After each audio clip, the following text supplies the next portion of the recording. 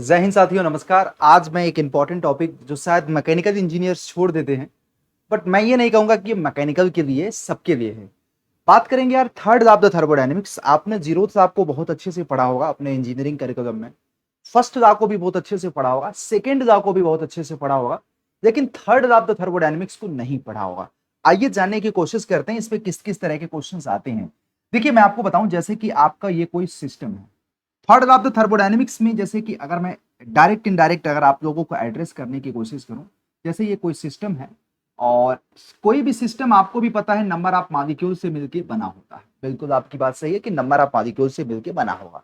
तो third law of the thermodynamics हमारा यही कहता है, जो थर्ड लॉ आप थर्मोडायनेमिक्स ये कहता है मेरे प्यारे बच्चे, कि दुनिया के किसी भी प्रोसेस से आप इस सिस्टम के अंदर जो मॉलिक्यूल्स है ना, उनका टेम्परेचर की वैल्यू 0 केल्विन नहीं कर सकते।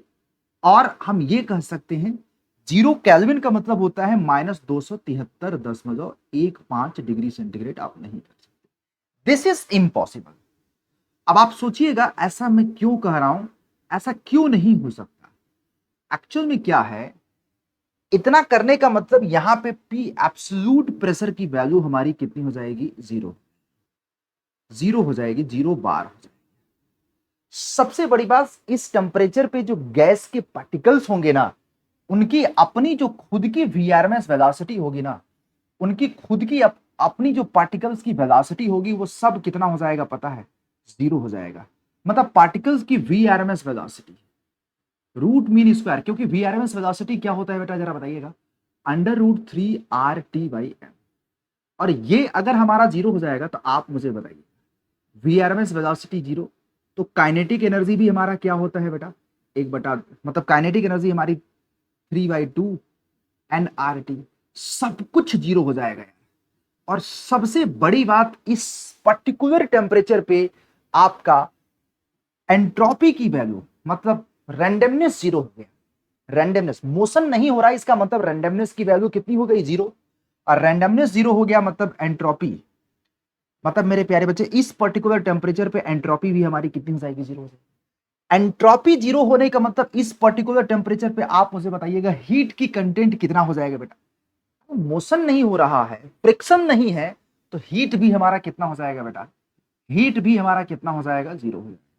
तो ये प्रैक्टिकली हमारा फिजिबल कंडीशन नहीं है, जिसका हम रियल लाइफ में कोई यूज नहीं कर सकते।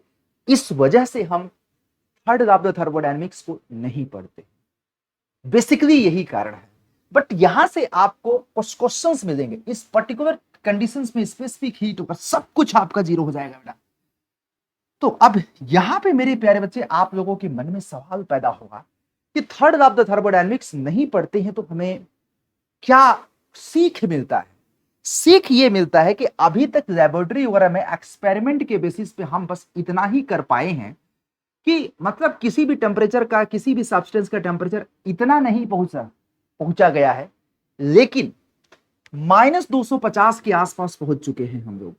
वो भी लैब में हाइड्रोजन वगैरह का टेम्परेचर इतना किया गया है। पता है, कुछ जितना लोवेस्ट टेम्परेचर अगर हम कर सकते हैं, करेंगे तो बहुत सारी चीजों का विघटन भी होगा, समाप्ति भी हो जाएंगी, बहुत सारी चीजों को सेफ भी किया जा सकता है।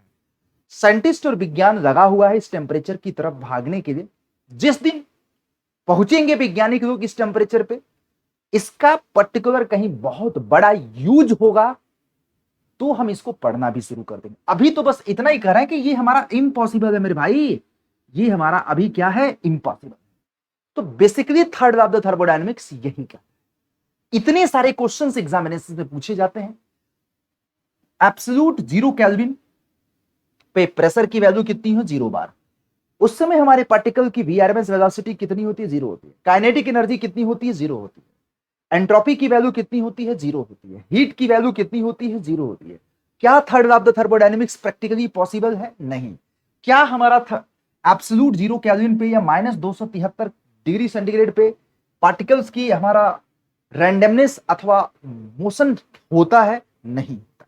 That is all about the third law of the thermodynamics. बाकी आपको पता है अच्छे से कि zeroth law of the thermodynamics किस कॉन्सेप्ट को डील करता है? Temperature. First law of the thermodynamics किस कॉन्सेप्ट को डील करता है? इंटरनल एनर्जी को।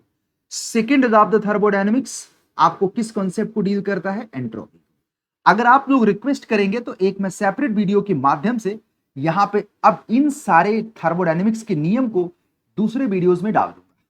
तो ये एक आपका अपडेट था। एग्जामिनेशंस में कम से कम नहीं तो इसी से क्वेश्चंस 1 से 2 नंबर का आ जाता है। Zeroth of the thermodynamics temperature के इक्वालिटी को बताता है, थर्मल इक्विलिब्रियम को। First law of the thermodynamics change in internal energy के कॉन्सेप्ट को बताता है, और जहां पे बोला जाता है कि एनर्जी हमारा कंजर्व है, एनर्जी को ना तो क्रिएट किया जाएगा ना ही डिस्ट्रॉय किया जाएगा। तो यहाँ पे क्या होता है, Q माइनस डब्ल्यू की वैल्यू क्या हो जाती है? डेल्टा U के बराबर हो जाती है। यहाँ पे हमारा TA की वैल्यू अगर TB के बराबर है और TB की वैल्यू हमारी किसके बराबर है बेटा? TC के बराबर है। सेपरेटली ये दोनों थर्मल इक्विलिब्रियम में है तो हमारा TA हमारा आपका TC के बराबर होगा। और हीट एंड वर्क ट्रांसफर की वैल्यू यहाँ पे always change in internal energy या हमारा डेल्टा U के बराबर होगी, डेल्टा E के बराबर होगी। यहां पे ये कहा जाता है सेकेंड ऑफ द थर्मोडायनेमिक्स में मेरे प्यारे वॉरियर्स कि बेसिकली हीट का ट्रांसफर, हीट लो टेम्परेचर से हाई टेम्परेचर की तरफ कभी नहीं हो सकता, जिसको हम लोग कभी ना कभी क्लासियस स्टेटमेंट कहते हैं। केल्विन प्लांक में ये कहते हैं कि हीट का 100% कन्वर्जन वर्क में नहीं किया जा सकता। तो ये छोटी छोटी बातें थे, मुझे लगा आप लोगों से डिस्कस करना चाहिए, मैंने डिस्कस किया। बाकी इसका सेपरेट वीडियो अगर आपको चाहिए तो सेशंस को लाइक करके वीडियो के नीचे कमेंट सेक्शन में बताना पड़ेगा। That's is over, thank you. और हाँ, अगर इसी तरह के रियल टाइम ग्राफिक और एनिमेशंस के साथ हम एप्लीकेशंस पे आप लोगों को मैकेनिकल इंजीनियरिंग के कॉन्सेप्ट को डील करते हैं या सिविल इंजीनियरिंग के, आप मेरे साथ अड्डा 247 की ऑफिशियल वेबसाइट पे जरूर जुड़िए सभी मैकेनिकल वॉरियर्स, और आपको इसी तरह का मजेदार कॉन्सेप्ट आप लोगों को सिखाते रहेंगे।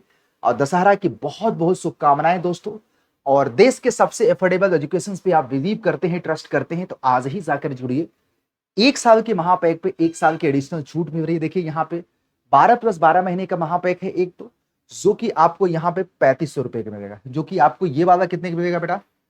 जरा बताइएगा। 3500 रुपए में, वो भी 2 सालों के लिए, 2 ईयर। रेगुलर आपका 1 साल के लिए मिलता है 2 साल, और एक हमारा 6 महीने का महापैक जो 2900 में मिलता है, आज वही चीज आपको 1 सालों के लिए मिलेगा। बशर्ते आपको जब कोड लगाओगे कौन सा ज्वाइन करते समय व्यू ऑफर में, मेरे मेंटरशिप में मेरे गाइडेंस पाने के लिए आपको यहाँ पे जो कोड लगाना है, अड्डा 247 के किसी भी कोर्स को ज्वाइन करते हैं मैकेनिकल का, चाहे एसएससी हो, चाहे डीआरडीओ हो, चाहे महापैक हो, आपको कोड जो ऑलवेज प्लेस करना है यहाँ पे Y201 ही कोड करना है। यहाँ पे 3600 रुपए का, वेबसाइट से आपको 3600 का, लेकिन एप्लीकेशन से यही चीज आपको 3500 का मिलेगा। तो जाइए फटाफट ग्रैब करिए, मजा आ जाएगा आप लोगों को, मैं आपको लिटरली बता रहा हूँ, ठीक है। तो thank you being the part of this sessions, bye bye, take care.